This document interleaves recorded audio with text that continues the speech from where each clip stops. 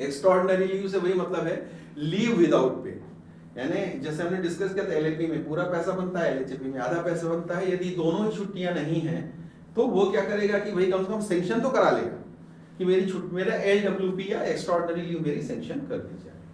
ठीक है, तो यहाँ पर ये मैक्सिमम एक स्ट्रेच में 5 साल तक का सेंक्शन किया जा सकता है।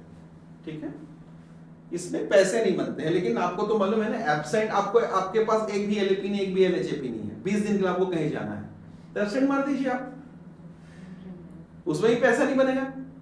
और एलडब्ल्यूपी लीव विदाउट पे भी सेंक्शन करा लीजिए, दोनों में ही पैसा नहीं बन रहा है तो हम एब्सेंट ही मार देते हैं। फिर क्या ये सही है? नहीं सर, क्यों सही नहीं?